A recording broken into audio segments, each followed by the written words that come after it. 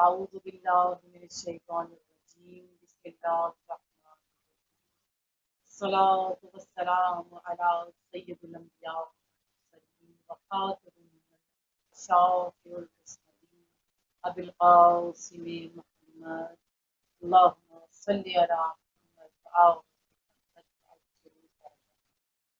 بسم الله الرحمن الرحيم قل إن الصلاة ونسكي ومحياي ومماتي لله رب العالمین. پروردگار عالم کا کلام نورانی، کہہ دو کہ میری نماز، میرے اعمال، میری حیات، میری موت، میرا سب کچھ میرے اللہ کے لیے ہے جو عالمین کا پروردگار ہے، جو عالمین کا رب ہے. اس آیت کے مصداق میں موسیٰ علیہ السلام اور اس عشرہ مجالس میں جس کی آج 8ویں مجلس ہے اور بلا جلوہ ظاہر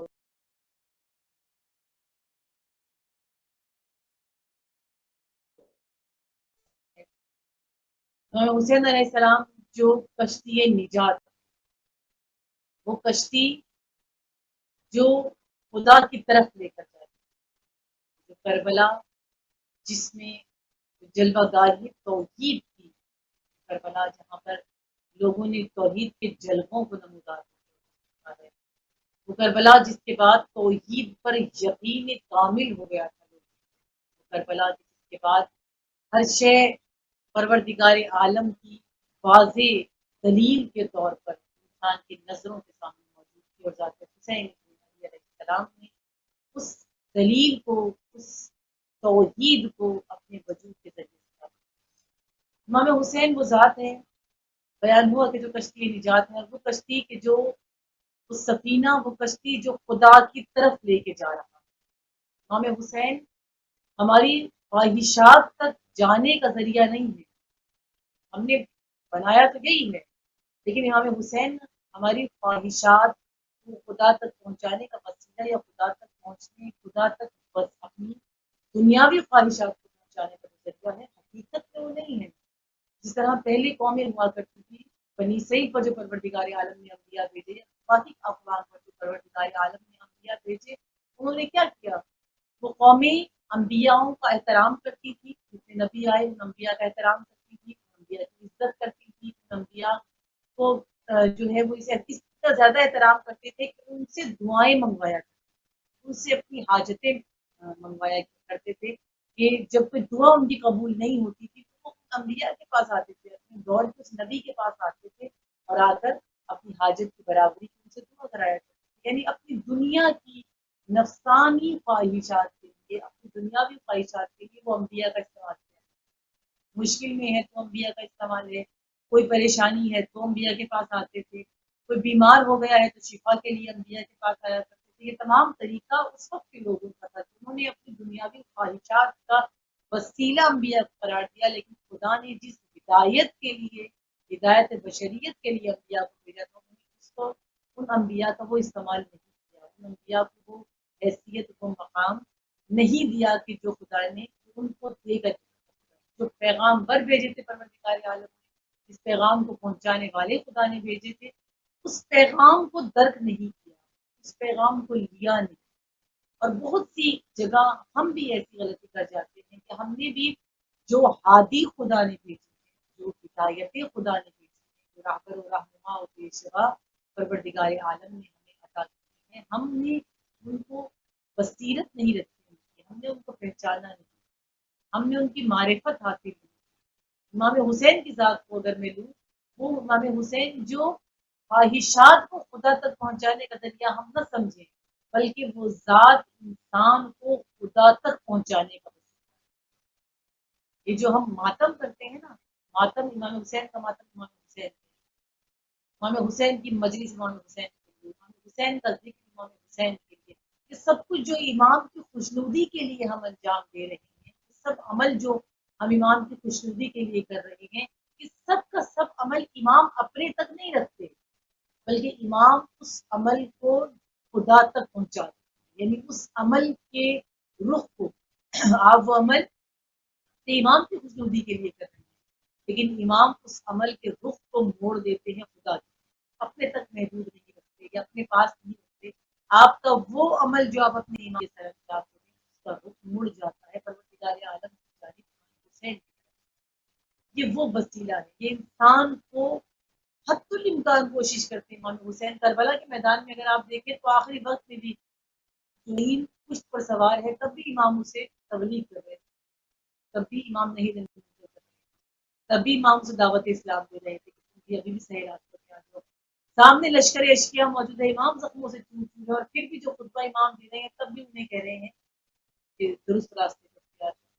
یعنی امام وہ ہوتا ہے جو انسان کو خدا کی طرف ہے. امام حسین خدا ہے، یہ وہ راہبر، وہ رہنما ہے، یہ وہ کشتی نجات ہے، یہ وہ سفینہ نجات ہے. جو سوار ہو جاتا ہے وہ سوار ہو کر فقط جنت حاصل نہیں کرتا، وہ سوار ہو کر خدا کو پاتا.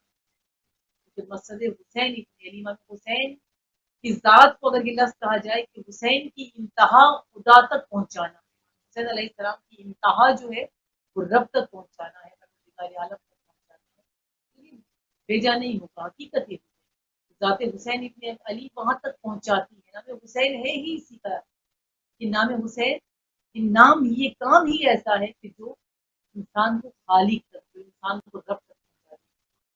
کیونکہ وارث انبیاء ہے. انبیاء کا کیا شیوا ہوا کرتا تھا جو پروردگار عالم نے اتنے بہترین کامل انبیاء ہم لوگوں میں بھیجے، یعنی انسانوں میں پروردگار عالم نے جو یہ انبیاء بھیجے، ان انبیاء میں اتنی طاقت کہاں سے آئی؟ ان انبیاء میں حکمت کہاں سے آئی؟ ان انبیاء میں اتنی جرت کہاں سے ہے؟ یہ کیا ہے؟ یہ راز کیا ہے؟ اتنی عام، اگر ہم جیسا انسان 2 مہینے تو 2 سال تو بہت دور کی بات ہے، 2 ماہ کیا 2-4 دن کی ہم تبلیغ کریں اور کوئی اگر راہ اختیار نہ کرے تو ہم ان لوگوں سے تھک جاتے ہیں. ہم کسی علاقے میں جائیں اور وہاں کے لوگ ہمارے بارے میں کوئی غلط بات کرنا شروع کرتے، یا ہمارے ہی علاقے کے لوگ ہماری ہی کسی مجلس کے بعد، ہماری ہی کسی درس کے بعد کوئی گفتگو کرتے، کوئی کمنٹ ہماری کسی یوٹیوب پہ کسی چینل پہ کچھ دیکھ کر کوئی کمنٹ اپنا بات کرتا ہے، ہم اس سے دل چھوڑ کے بیٹھتے ہیں، ہم اس سے بیزار ہو جاتے ہیں. بس اب یہ نہیں کرتے، ہم پیچھے ہٹنے کی طرف سوچتے ہیں، تھک جاتے ہیں، بہت جلدی خستہ ہو جاتے ہیں. سستی محرومیت کا سبب ہے. امام علی علیہ السلام بتایا کا فرمانا ہے کہ محرومیت کا سبب کیا ہے؟ ہم سست ہو جاتے ہیں، کاہل ہو جاتے ہیں، تھک جاتے ہیں، ہم لوگوں سے تھک جاتے ہیں، ہم لوگوں کے رویوں سے تھک جاتے ہیں. لیکن انبیاء اتنی طاقت، جتنی استقامت، اتنا دکھوں کو اور برداشت کرنا، یہ پتھروں کو کھانا، یہ زخموں کو برداشت کرنا، یہ تکلیفوں کو، اذیتوں کو برداشت کرنا، یہ کیا طاقت ہے؟ کہاں سے آئی ہے اتنی استقامت؟ وجہ کیا ہے؟ اس کے پیچھے راز کیا ہے؟ کیوں تھکتے نہیں تھے انبیاء؟ حضرت نوح کی اگر ہم مثال لیں تو 950 سال تک یہ توحید کا، یہ عشق توحید ہے جو نمودار، یہ وہ مقام ہے. اگر ہم توحید کی، اگر میں اپنی گفتگو کو پچھلے رب سے باندھوں کہ توحید کا جب بھی تذکرہ آتا ہے تو ممکن نہیں ہے کہ ولایت کا تذکرہ. توحید کے تذکرے کے ساتھ ولایت کا، جہاں جہاں توحید ہے ولایت کا تذکرہ لازم، ولایت لازم. توحید کے تذکرے کے ساتھ ولایت ضروری اس لیے ہے کیونکہ ہمارے اس نظریے کے مطابق ولی نظام الہی، نظام ولایت اصل میں نظام الہی، ولایت کا نظام الہی ہے، لیکن کیا ہے؟ نظام ولایت ایک وسیلہ ہے نظام الہی قائم کرنے. یہ نظام الہی دنیا میں جو نافذ کیا جاتا ہے نظام ولایت ہے. نظام ولایت، نظام الہی. ہم توحید اور ولایت کو الگ الگ پیروں میں نہیں دیکھ سکتے. جب بھی توحید کی بات آئے گی تو ولایت کی بات آئے گی. اللہ ولی ہے، رسول ولی ہے، اللہ پروردگار عالم کی ولایت یعنی کہ حق کی حکومت خدا کو حاصل ہے. ہر شے کا حاکم خدا ہے، ہر شے خدا کے اختیار میں ہے، لیکن خدا ولی جس کو بناتا ہے اس کے اختیار میں پھر خود سے اس کو لوگ نہیں دیتے، بلکہ خود پروردگار عالم کا وہ ولی نظام ولایت کے ذریعے سے اسی اللہ کے، اسی خدا کے نظام کو نافذ کرتا ہے، رائج کرتا ہے. یہ ولایت ضرور ہے. ہم نے ولایت کو سمجھا نہیں، بہت ظلم ہوا ہے ولایت کے ساتھ. ولایت، جبکہ یہ ولی، یہ ولایت، یہ آئمہ، یہ تو وہ تھے کہ اگر نظام ولایت کو نظام ہے جس کے بغیر کائنات کا نظام ترتیب نہیں دیا جاتا. نظام کائنات ترتیب ہی ولایت، نظام ولایت وہ نظام کہ وہ اگر اگر اس زمین کو، اس جو جس میں ہم زندگی گزار رہے ہیں، اگر اس کو خدا حجت کے بغیر کر دے، یہ زمین حجت سے خالی ہو جائے، اللہ کے ولی سے اس زمین کو خالی کر دیا جائے، تو یہ پورا نظام درہم برہم ہو جائے گا، منتظم ہو جائے گا، ختم ہو جائے گا، برباد ہو جائے گا. جب تک امام، جب تک وہ ولی خدا کا زندہ ہے، موجود ہے، یہ نظام چل رہا ہے. ورنہ یہ بساط زندگی، یہ بساط کائنات کب کی خدا لپیٹ دے اگر اس زمین پر ولی موجود ہے، اگر اس زمین پر خدا کی حجت موجود ہے. یہ وسیلہ ہے خدا کی خدا تک پہنچنے، ولی یہ ولایت کی وسیلہ ہے. اور ہم نے ظلم کیا کیا ولایت کے ساتھ؟ سب نے جنہوں نے ولایت کو سمجھا ہی نہیں، ولایت کے ساتھ ظلم ہوا. اور ظلم کیا ہوا؟ دوسروں نے جو ظلم کیا انہوں نے اس کو محبت سمجھا. یہ محبت کے بارے میں بات کی. مولا علی سے رسول نے اپنی محبت کا اظہار کیا، مولا علی سے رسول نے اپنے پیار کا اظہار کیا. بس یہ محبت ہے، یہی رسول اظہار کر رہے ہیں. انہوں نے یہ سمجھا، ہم نے کیا سمجھا؟ ہم نے بھی اس کو محبت ہی ملی. ابھی بھی دیکھیں نا، جشن ہوتے ہیں، غدیر کے جشن ہوتے ہیں، جو ولایت کے جشن ہوتے ہیں، ہم کیا کرتے ہیں؟ ہم اس میں نعرے لگاتے ہیں، داد دیتے ہیں، قصیدے پڑھتے ہیں، ہم چلے جاتے ہیں. حقیقی ولایت، خطبہ ولایت، خطبہ غدیر اگر وہ پڑھا جائے، وہ بیان کیا جائے، تو ہم سمجھیں کہ حقیقی ولایت کس کو کہتے ہیں. جہاں پر تذکرہ والہانہ محبت کا نہیں تھا. ہمارا مسئلہ کیا ہے؟ دو طرح کی محبتیں ہوتی ہیں، ایک ہوتی ہے عاشقانہ محبت، ایک ہوتی ہے والہانہ محبت. عاشقانہ محبت اور والہانہ محبت کا فرق یہ ہے کہ والہانہ محبت جب کی جاتی ہے تو بعض اوقات ہم کچھ کام غلط بھی کر دیتے ہیں. جیسے ماں اپنی اولاد سے اگر والہانہ محبت کرتی ہے تو اس کو بہت سی چیزیں ایسی دے دیتی ہے جو اس کے لیے ٹھیک نہیں. اپنی اس والہانہ بے انتہا محبت، محبت میں اندھا ہونا جس کو کہتے ہیں، اس میں وہ بچے کو بعض اوقات ایسی چیزیں دے دیتی ہے جس کا اس سے نقصان ہوتا ہے. جیسے مثال لے لیجیے کہ ٹیب ہے، کمپیوٹر ہے، ٹیب ہے، یہ موبائل ہے، یہ کسی دوسرے بچے کے پاس دیکھا، آپ کو احساس ہو کہ نہیں میرے بچے کے پاس نہیں ہونا چاہیے، اور آپ نے اس کو سنبھال لیا. یہ والہانہ محبت کیا، میں اس کو یہ دوں گی. آپ نے دیکھ لیا، آپ نے یہ نہیں دیکھا کہ اس سے اس کا نقصان کتنا ہے. یہ آپ کی والہانہ محبت. لیکن ایک ہوتی ہے عاقلانہ محبت، اور عاقلانہ محبت ظہور حجت تک انسان جو پہنچے گا وہ عاقلانہ محبت. کمال یہ ہے کہ انسان عقل کے لحاظ سے بھی کامل ہو جائے، انسان عشق کے لحاظ سے بھی کامل ہو جائے. وہ عاقلانہ محبت، وہ عاقلانہ عشق، یہ کمال تک نہیں. اہل بیت کو جاہل لوگ جو ہے خود کو سمجھنے کی، انسان شناسی جو نہیں رکھتے، جو آئمہ کو ایسے لوگ نہیں پسند تھے جو سست تھے. سست لوگ آئمہ کو، ایسے لوگ جن کے پاس ذریعے ہیں، جن کے پاس وسائل ہیں، جن کے پاس سب کچھ موجود ہوتے ہوئے بھی کوئی جہالت کے اندھیروں میں ڈوبے رہے. آئمہ کو ایسے، آئمہ کو ہدایت کے چراغ، انسان کو مقام اللہ تک پہنچانے کے لیے آئمہ آئے. جب آپ کے پاس سب کچھ موجود ہے، آپ اپنی عقل کو کامل کر کے، اپنے شعور کو کامل کر کے آپ اس تک پہنچ نہیں سکتے. توحید کا راستہ تو آئمہ نے بہت واضح بیان کیا ہے، بڑا بڑا کھلا راستہ ہے. اور مکمل راستے میں چراغ ہیں، چراغ ہدایت پر پردگار عالم. اور یہ کربلا اسی توحید کی، اسی عشق کی معراج کا نام. کربلا اسی عقل کی معراج کا نام ہے، اسی عشق کی معراج کا نام ہے. کربلا کے اوپر نگاہ کرے تو پتہ چلے کہ ہم کربلا کو اس پہرو میں، پہلی مجلس سے مسلسل یہی کہہ رہی ہوں کہ ہم کربلا کو اس پہرو میں دیکھتے نہیں. امام جو بصیرت اور منشور ہے، کربلا بہت بہت عظیم ہے، بہت عظیم مقام ہے.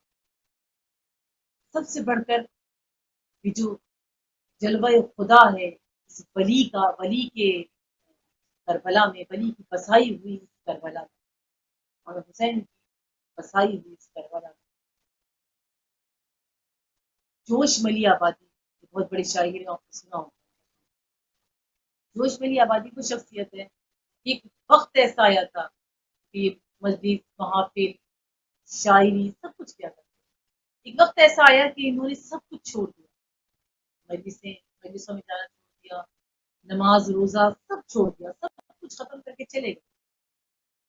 کافی عرصے کے بعد پھر لوگوں نے دیکھا کہ پھر یہ نظر آیا. لوگوں نے پوچھا کہ کیا ماجرا ہے، کیا بات ہے کہ آپ تو چلے گئے تھے، ختم سلسلہ ختم ہو گیا تھا، آپ نے سب چھوڑ دیا، نماز روزہ عبادات آپ نے سب ترک کر دی تھی، آپ سب چھوڑ کے چلے گئے تھے، اب واپسی کیوں ہوئی، کیوں آئے؟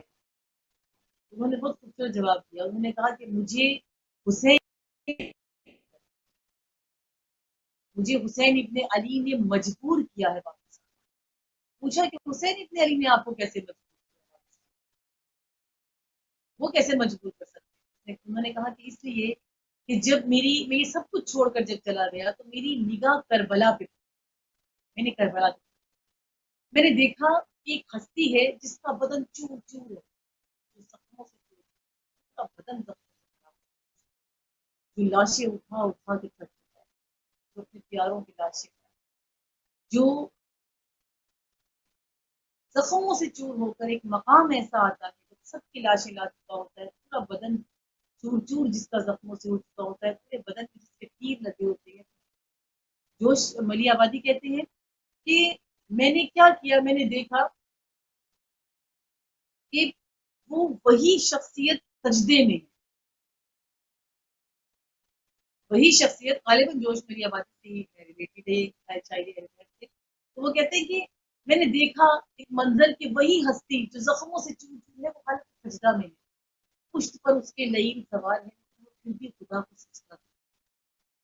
کہتے ہیں میں نے تب دیکھا کہ خدا ہے، تب مجھے احساس ہوا، تب مجھے یقین ہوا، اور میرا یقین کامل ہو گیا اس ہستی کو سوچ کر، اس ہستی کو دیکھ کر، حسین ابن علی کو کربلا کے اس منظر کو دیکھ کر کہ واقعی خدا ہے، ہستی ہے جس کی خاطر حسین اپنی پیاری پیاری ہستیاں قربان. یقیناً وہ ہستی خدا اتنی عظیم ہے، یقیناً وہ اتنی بڑی ہستی ہے جس کی خاطر حسین جیسی ہستی کو قربان کیا جائے.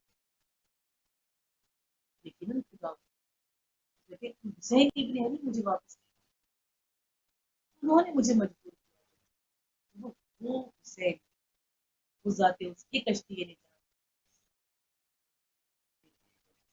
اگر ہم سمجھیں اور انہی ہستیوں میں اسی کربلا کچھ ہستیاں ایسی ہیں جو واقعی عاقلانہ محبت اور بصیرت اس شعور پر ہیں کہ خود تاریخ بھی حیران رہ جاتی ہے. یہ اطاعت ہو تو ایسی مقام میں اطاعت، جہاں ولایت امامت ہے اس کی اطاعت ایسی ہونی چاہیے جیسی جہاں پر امام کا خود فرمانا ہے. امام زین العابدین علیہ السلام سے سوال ہوا، امام سوال کیا حضرت عباس کے بارے میں، پوچھا کہ کیا تھے آپ کے چچا؟ تو اس وقت امام زین العابدین نے بہت خوبصورت جواب دیا. امام کا فرمانا ہے کہ میرے چچا بصیرت میں بہت عمیق، بہت صاحب بصیرت. حسین علیہ السلام نے اگر کہا ہے کہ عباس رہنے کو بتا دو تو اگر کہا ہے کہ عباس پانی لے آؤ تو عباس پانی. عباس تلوار کو نیام میں رکھنا ہے اپنا. اور یہ کبھی تصور نہ کیجیے گا کہ ایسا تھا کہ عباس تڑپ رہے تھے کہ یہ مجھے جنگ نہیں کرنے دے رہے، مولا حسین مجھے جنگ نہیں کرنے دے رہے، میرے آقا مجھے جنگ نہیں کرنے دے رہے، اور میں تیار ہوں جنگ کرنے کے لیے، یہ مجھے روکے ہوئے. یعنی ایسا کوئی سوال دل میں نہیں اٹھتا. بس جو میرے امام نے کہا ہے سب کچھ وہی کرنا. اطاعت امامت، یہ بصیرت، عمیق بصیرت ہے امامت سے متعلق حضرت عباس. کہیں جواب، کہیں کوئی سوال نہیں پوچھا، کہیں پلٹ کے نہیں پوچھا امام کیوں، امام کیسے، امام کیا وجہ ہے. یہ اطاعت، یہ اطاعت. جناب ام البنین کے 4 بیٹے، ام البنین یعنی 4 بیٹے. کیا عرب میں اور کوئی ماں ایسی نہیں تھی کہ جس کے 4 بیٹے ہوں گی نا؟ کتنی کتنی مائیں جن کے 4 4 بیٹے ہوں. لیکن کیوں جناب ام البنین ہی کو ام البنین؟ اس لیے کہ عرب میں اور ماؤں کے بھی 4 بیٹے تھے، لیکن ام البنین کے بیٹوں جیسے بیٹے نہیں۔ حضرت عباس وہ بیٹے، کربلا میں کچھ وقت حضرت عباس پر بہت مشکل ترین وقت آئے ہیں، لیکن وہ وقت آئے ہیں کہ جس میں حضرت عباس کی نظریں کہ جب شمر حضرت عباس کا امان نامہ بہت قیمتی رات شب عاشور، حضرت عباس کا امان نامہ ان کے بھائیوں کا اور ان کا امان نامہ حسین نے کہا کہ بات تمہارا امان نامہ لے، پہلے تو اس نے للکار کے جب بلایا ہے تو نہیں جانا چاہتے، حسین نے بھیجا کہ بس جاؤ سنو وہ کہنا کیا تھا۔ جب شیور نے وہ امان نامہ دیا تو اس کے پاس تو پھاڑ، حالانکہ حسین نے کہا کہ یہ میرے دشمن میرے خون میں یہ مجھے قتل کرنا چاہتے ہیں، لیکن وہ ملک بنین کے لاتے یہ امیر ہے رسول سے بات نہیں چھوڑ کے جانا امام، نہیں چھوڑ کے جانا ولی خدا، نہیں چھوڑ کے جانا اپنے امام کو پیشوا کو، کیسے تنہا چھوڑ جائے؟ مجھے تو پیدا ہی اس دن کے لیے کیا، میں تو دنیا میں ہی اس دن وہ مقام حضرت عباس کا آئی امام حسین علیہ السلام کے پاس کہا کہ آقا اب تو مجھے جانے کی اجازت ہے۔ امام حسین نے حضرت عباس سے کہا کہ عباس جنگ کی اجازت لیکن تم جا کر پانی لو، بچے بہت پیاسے۔ حضرت عباس کو جب پانی لانے کا اجازت دی، عباس چلے وہ جو دریا، وہ جو فرات موجیں مارتا ہوا فرات، جس کے چاروں طرف لشکر موجود اور کوئی پانی کے قریب کسی کو آنے، جیسے ہی حضرت عباس کے جلال کو دیکھا، حضرت عباس کو تمام فوج پیچھے ہٹنا سکتی، حضرت عباس نے پانی کو پیا چلو میں۔ حمید ابن مسلم کہتا ہے میں نے دیکھا کہ عباس نے چلو میں پانی کو لیا ہے، پانی کو بلند کیا اور اس کے بعد اسے پھینک، خیموں میں سب پیاسے، میرا آقا حسین پیاسا ہے، کیسے ہے کہ عباس پانی کی؟